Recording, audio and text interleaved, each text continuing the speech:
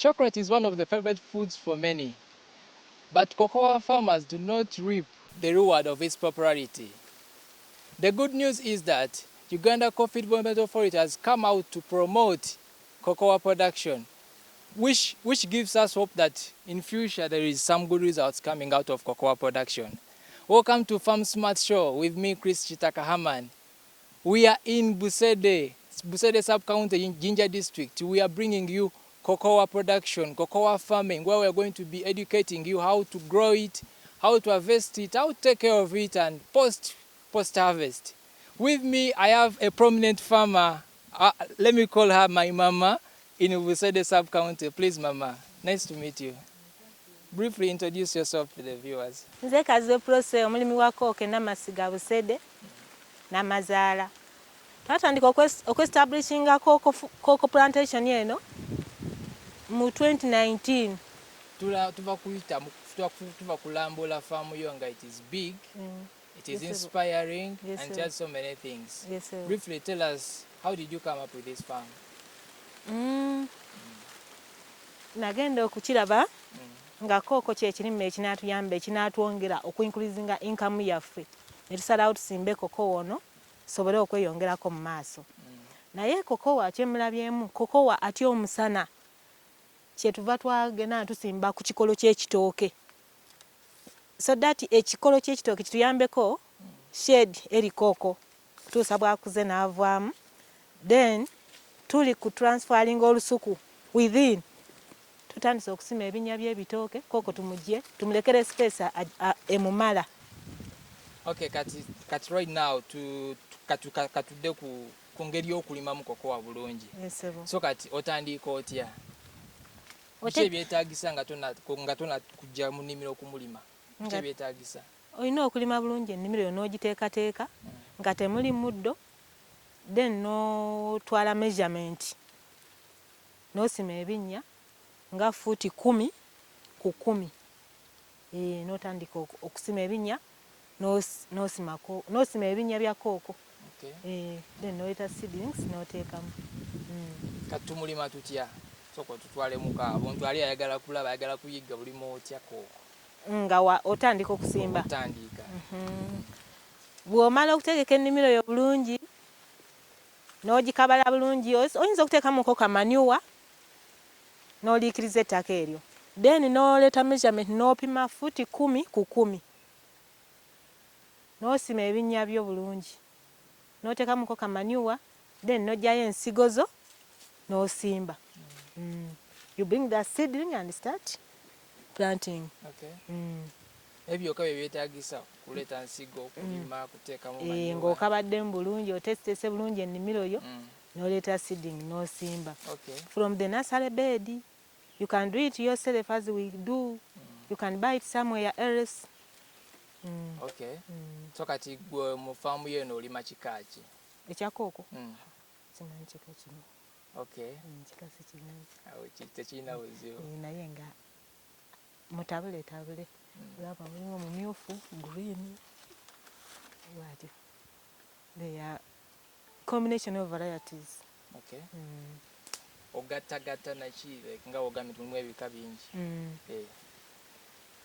Mulimu ebika bingi okusinziira ku byoba ofunye eyo ebirungi byosanze nga birungi, nga bikuwa yield ennungi etegerekeka, n'ogenda ng'opiikinga ng'oleeta oteeka mu nursery bed ng'osimba. Okay. Kati tumaze okusimba mami kokowa waffe, tumulabirira tutya? Kokowa kirime tekimenya, tekyetaagisa ddagala, tekyetaagisa kufuuwera, wabula kufukirira mazzi atya nnyo omusana. Bwe buzibu bwe mulabyeko, ng'omulabira bulungi, ng'osalira ati nga buno ng'oleeta sekatuwa oba akambo oba jambiya ng'osala buno. Oli suppose kubusala busazi tobumenya, osala busazi kuba woosala oba okosa ekikolo. Bwetyo bwe tubadde tukola, bwe tuli suppose okukola. Ge magezi gempa ku mulimi munnange, in case essaawa ya pruning etuuse alina kusalira, talina kajjako bujja. Ekirala malushes bino tetuteekamu biki? okukendeeza ku muddo sobola okufunayo ebisasiro byo oba ebivudde westi bye ebivudde mu nte n'oyaliira okukendeeza ku muddo guno okulimalima kuba bw'oba otema oyinza oteekamu omulimi ayinza okutema emirandira n'akosa ekikolo. Ate kino ekikolo kiba tekyagala kikosa, kiba kyagala ne kisigala nga oba branch olina kusala busazi ng'erina gy'oyagala okuggyako, tolina suppose kumenya bumenya, okosa ekikolo ne kijjako ekiwundu. Awandibadde wabala kooko awera, waba tewabala kibalako bibale bubale, biba tebikuyamba. Ate we ziba zizitooweredde oli suppose okuteekawo kaakati n'owanirira entabi ezo obutamenyeka, olutabi ne lusigala nga luwaniriddwa okusinziira ku buzito obuli bwe luba ekikolo kiba kibaze nnyo nga kizitooweredde, okisapootinga n'okiteekako maaka, omuti gwa maaka n'okiwanirira kooko oyo obutagwa obutamenyeka kufiirwa bibala ebyo ebyandikoledde amakungula agawerako. Okay mama, kati koko waffe atwala bbanga ki okukula obulungi okutuuka okuharvestinga? Kooko ono tabadde muzibu, atwala emyaka 2 ng'otandika ku harvestinga. Emyaka 2 ng'oli awo olinze just okola ebyo nga bw'oba otunyunyula ng'otandika ku harvestinga talwa. Okay. Ate kyekirime ekiteetaagisa ddagala, tekimenya nti kufuuwera, just okulabirira temuli muddo kujjako ntabi. Kati size ki entuufu omuntu gy'alina okuharvestinga? Naye biriko nti size eno weeti oba just kasa kifuuka kale eyo nga akyengeddemu ekyo. Okiraba nga kikyusizza kakala kano era ng'okiraba kigeze kisiiwuuse, kijjamu olwa yellowish, olaba obulayini buno nga bufuuse bwa yellowish. N'ekyennyini akawoowo okawulira omanya awo waliwo ekyengedde, awo waliwo ekikuze ng'okebera. Kooko talina kutwala budde nga tomulambudde. Kooko kyekirime buli ssaawa ky'olambuula weerekereza ebirala byonna, olambuule essamba lyo obiggyeko. Kati mu harvestinga omuntu omulimi ali eyo naye yeetaaga okumanya biki by'alina okwewala obutakola nsobi okukosa koko waffe. Mu kumukungula omuntu alina kwewala biki?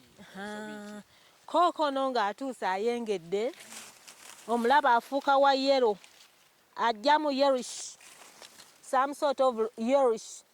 Then bw'omala awo tomenya bumenya ekibala kino nga kituuse okuharvestinga, oleeta akambe oba sekatua n'osala busazi obutakosa siteemu eno.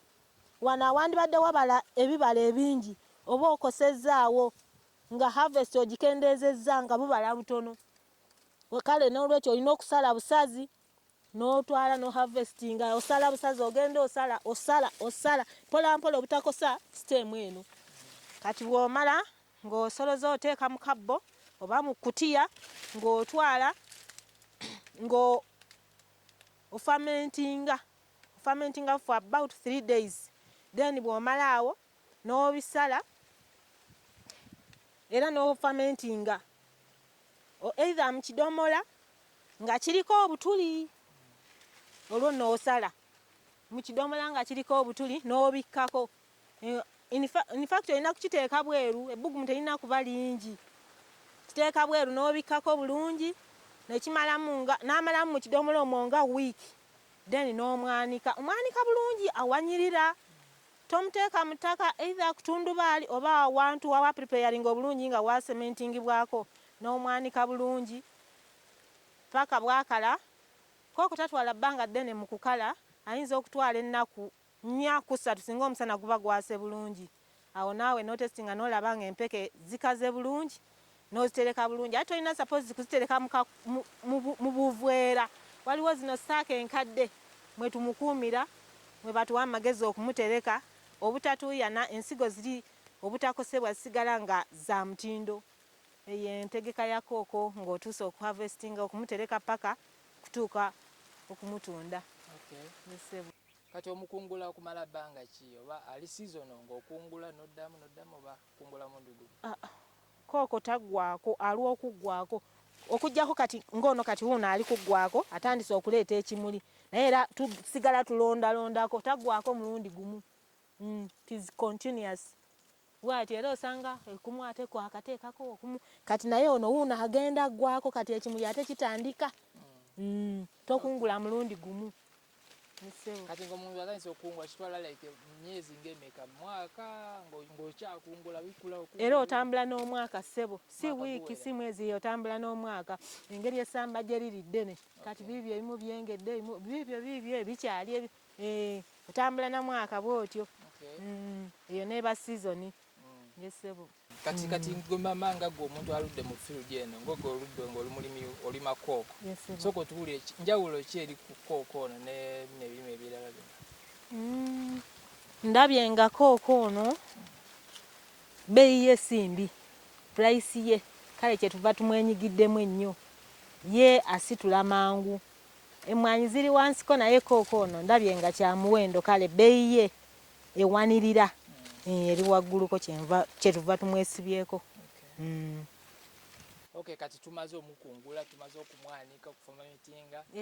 Kati awo kyekiddako? Ekiddako katale kumutwala kumutunda ng'aweze okusinziira ku buzito bw'oba owezezzaamu. Ssebo kasooka otunyonyera akatale kali katya? Akatale ssebo akatale tekabadde kabi kale abamugula tubakubira essimu ne bajja nti awezeewo waliwo kilowezi ne bamukima ne bamutwala. Sometimes bagamba ba mumupakire tusinkane ejjinja oba ku Nairo ne bamutwala naye okusinga wano emayuge nawo tumutwalawo kwe kumpi. Ssebo kati kabeeyi kali katya? Kabeeyi ssebo tekabadde kabi. Ekiro yovuddeko emabega eyo ebadde 65 kati nawidde erinnyeemu 7-8 reti yeeyo bwetyo pa kiro. Kati awo si wabi nnyo si wabi ssebo tekikosa nnyo kasoba ng'olimye mu bungi ng'olimye mu bungi ate ng'omunyirizza ali ku mutindo tamenya. Kati mama sooka otubuulireko challenges ki bizibu ki bye tuyitamu mu kulima kokowa paka katale challenges buzibu ki bwe tufunamu?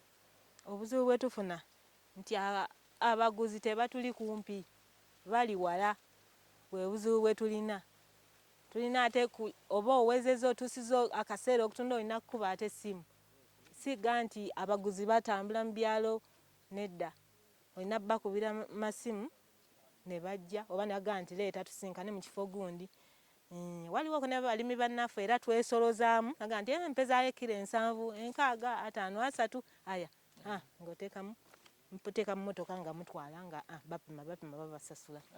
Ate wano ku ground tewaliwo bizibu biri awo tewali challenges? Wano ku ground ekizibu kyendabye musana guba musana gwokka mpozi na kino olusaga okugira olutabi we luba luzitoyo ne lumenyeka naye eyo teyandibadde mayina problem.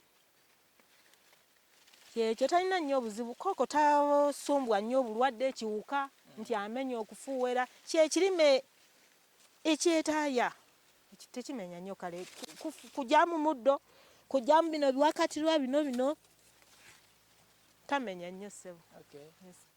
Sooka otubuulireko ku bigambo bino kale ku magezi oba kiki osobola okuwa omuntu yenna omulabi ali ayagala okutandika oba ali mu kulima kokowa? Kubiriza mulimu munnange eyo abalimi bannange abandyagadde okwetaba mu kulima kokowa kirime kirungi kisitula omulimi oganyulwamu. Omulimu gw'abakadde oba n'abavubuka basobola okyenyigiramu? N'abavubuka ssebo kinkoze bubi ntabani wange abadde yakavaawo dde abalinze wano nga amasimu gamuli bubi. Ssebo n'abavubuka nabo basobola okwenyigira mu mulimo guno ne bagukola okusinga okutuula eyo okudda mu luddo okukola ki ne badda mu kulima kooko. Kati omuntu aba alima kooko aba ali alawudi okuteekamu ebintu ebirala okukola emirimu emirala kubanga gwe ndabye ku faamu yo olina ente olina ki oba kiri? Ssebo kooko talina bujja era n'ebitooke bibino mu ebiri tetutuuse wammanga n'ebijanjaalo ndi kutemeramu. Kooko talina bujja buli kimu olimiramu tokozesa kimu n'ebisagazi bibino ku lw'ente bijja tuyambako. Kasoolya kooko abanga ali mu layini ye talina kimumenya kimusumbuwa era ebitooke tugenda tubijjamu kooko tumulekera sipeesi ye. Ati siibula ku balabi baffe. abatuwuliriza mwenna omuli eyo mbasiibula nga mbagamba twenyigire mu kulima kooko. Kooko tamenya, kooko kye kirume ekitwongera mu maaso era tujja kweyongera mu maaso tetusigale nga bwe tuli. Mujjumbire okulima kooko tweyongere mu maaso. Bye bye. Well, in every field there is an expert who is always there to advise or give a comment or even give us new ways of how best we can come up with whatever that we are doing. With me, I have an expert from Uganda Coffee Development Authority who is going to be commenting after seeing what our farmers explained to us how to grow. We have seen her farm, we have seen the fascias gone, the market, everything. Our expert from Uganda Coffee Development Authority is going to be advising and commenting and giving us the necessary mistakes he has notified in our garden. Please, nice to meet you, sir. Nice to meet you too. Yes. Dear viewers, my name is Michael Baguma. I'm the Regional Coffee Extension Officer in charge of Jinja District and Mayuge. Yes. We are being supported by Cocoa and Coffee Development Project. In short, it is CocoDev. We are here in Msede, Jinja District. We visited a farmer, Prose. But basically, as a cocoa farmer, I've notified some issues from her garden. Number one, first of all, I commend her for planting cocoa 10 feet by 10 feet, and then also intercropping with bananas, and then making the holes 3 feet by 2 feet, and then also adding the manure, then planting the elephant grass. I commend her for that, even planting the Musizi trees that act as shady trees. That is very, very, very much important, because now she has shady trees. At the end, she's going to generate money from them. Number two, she's going to get money from her bananas. As you can see the garden, now this farmer is food secure. However, some of the recommendations I can make from this field, number one, is that when you look at the number of suckers that are on the banana mats, there are many. For example, this one, she needs to leave them in a generation. There should be 3. The mother, the daughter, and the grand, such that they keep on coming 3 all the time. That is when she will realize maximum yield from the bananas. Number 2, she's supposed to keep on pruning. When I look at her cocoa, she's supposed to keep on pruning to remove these suckers. These suckers should go off. However, when she's removing the suckers, she should use a secateur. She keeps on cutting them and then removing them off. Because once they come, cocoa is like coffee, or behaves like a mother. When the children come, it keeps on feeding the young children. So the process has to keep on removing these suckers so that her cocoa can grow well and give her more yield.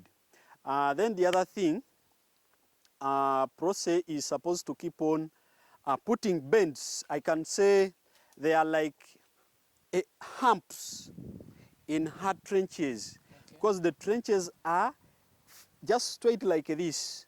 So that means if she's like, the rainy season has already begun, so you may find that these trenches are going to get full of water, and at the end, water will keep on pushing up to the end. So the neighbors are going to benefit from the water that is being harvested here. Okay. So she, in short, she's harvesting for the neighbors.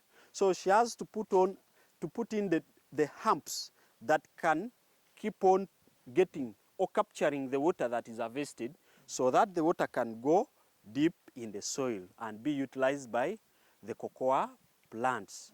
Then the other thing she's supposed to do is, because when I look at this field, she's supposed to keep on like reducing. When you look at these trees, the shady trees, they are so close to each other, the Musizi trees. So she's supposed to keeping on trimming them and then also, if possible, reducing some of them. Okay. So that sunlight can keep on coming here. A cocoa tree that gets more sunlight will give you more yields. Of course, the yield in cocoa is determined on the number of pods. So the more pods the tree will bear, that is, she's going to get more yield from them. As I heard from our farmer, she said that cocoa does not need a lot of sunlight. And then for you, saying it needs sunlight. So give a highlight about that. What I wanted to say is, when you look at them, are you seeing the spacing here? Okay. The spacing, cocoa really needs shade. It is a shade-loving tree, Yeah. like coffee. However, the spacing, when you look at them, they are near each other. That means now these trees are competing for sunlight. Even cocoa is competing for sunlight. Okay. Therefore, she has to remove and leave the at a reasonable number. Okay. Yeah. Any other thing? The other thing is what I've seen from up, because now this field, I can see this field, she's going to get more yield from it in the next coming years. Yes. So that means her field, I've seen she has animals up, so she's supposed also to come and then manure her garden. Because also cocoa needs manure or any fertilizer. Yeah. So she's supposed to keep on coming. Cocoa is like coffee. So when you look at the size of the canopy, it is where even the roots are, the root hairs. So she's supposed to keep on coming. She digs a trench around a cocoa tree, Okay. and then puts a basin, a full basin of rotten manure, fully decomposed, such that now her coffee can get more nutrients, and then give her more yield. Okay. So as an expert, talk about the quality. Do we produce good quality, or we need to improve something? Majorly here, I can give an overview that here in Busoga region, our cocoa is of, I can say, of poor quality. Because these farmers, actually what we are putting up, even with support from this Cocoa Dev project, is that our farmers originally they have been harvesting their cocoa properly. But the way they manage the cocoa in their hands, because from here is going to take to home. But now after breaking the pods, now after harvesting, removing the beans, you find a farmer is just putting on bare ground. So that is very wrong. Either a farmer is supposed to put on tarpaulin after fermenting her cocoa beans, and then also you can use wire mesh, raised wire mesh, and put your cocoa beans. Okay. From that, there you can attain maximum standard or quality of cocoa. Even it is going to generate more money for you if you do such post-harvest handling practices on your cocoa beans. Okay. And harvesting, where should I harvest them? Not harvesting, storing. Storing, Yeah. as Prose described it very well, Yeah. from my explanation, cocoa, after drying the beans, she's supposed to keep them in gunny bags. We call them gunny bags. In that, the gunny bags have small holes. They allow air circulation to enter, such that your cocoa cannot mold. Because if it molds, that means it is attracting aflatoxin. That is poison. So a farmer is supposed to keep her dried cocoa beans into gunny bags. Okay. And on pallets, if possible. The sack should not touch the walls of the house and should not touch the floor. There should be pallets, and then those gunny bags should sit on those pallets. Okay. Yeah. So as our expert from Uganda Coffee Development Authority, give some hope to farmers out there, or someone who wants to start, someone who wants to join the industry. Okay. Cocoa, as I said earlier, that it is related to coffee. You plant cocoa once, and the profit margin from cocoa as you plant it once, there are some other crops that grow along within the same field of cocoa. You can put bananas, you can put vegetables, you can put like this farmer process who put fodder for her animals, you can put vegetables, so you can intercrop. You can put beans as she elaborated from her field, so such that when you look at the profit margin from a cocoa garden, now she has these Musizi trees. Yeah. They are going to grow taller and bigger because for them they don't affect cocoa. They, actually in coffee we discourage, but in cocoa we allow. Yes, we advise the farmer to put these Musizi trees. Yeah. So at the end she's going to get more money from these Musizi trees, selling as timber, from the banana, food and cash, from the beans she's going to get cash at the same source. Then the fodder which is planted here, intercropped in her cocoa garden, she's giving to her the dairy animals. She has 3 of them, of which now this, if she can keep on maintaining this fodder, she's going to get more yield even from the, I mean more milk and cash from the animals. And then even again, the animals are going to give back because have you seen manure is coming from the animals and then coming back. So it is just a cycle, but it is because of the cocoa trees that are here. Okay. So she has more space to do other enterprises and integrate them within the cocoa field. Good. Yeah. So as we conclude, talk about a bit of the project of cocoa coffee project. Okay, thank you very much. CocoDev is a new project, but to lighten a bit, this project has come. It is funded by European Union and basically from Coffee House, Kampala, UCDA, and this project has come to support our farmers in cocoa and coffee value chains. So we are looking at all along the whole value chain, right from planning or from the farmer up to exporting. Because these 2 crops, actually most of the beans that come from cocoa are exported and different products are made out of cocoa beans. Yes. So this, because these 2 crops are generating more money to the country, so that is why now CocoDev has come up to support these farmers, both cocoa and coffee, so that they can grow, manage well their gardens without using much of the chemicals, agrochemicals in their fields, such that they can get more money linked to more, good markets, so that they can get good returns from the sale of their cocoa and coffee. Okay. Yeah. Thank you so much. Welcome. Yeah. In most cases, when an expert speaks, we don't have to add in more words. You've heard from our expert and you've heard from our farmer. They have explained all the process of how best you can come up with cocoa, of how best you can grow our cocoa, and the market, everything. Value addition, they have explained it all. Thank you so much for moving with us from the start up to the last. My name is Kushita Kahamana. We have been looking at cocoa production, its market, how to grow it and how to harvest it.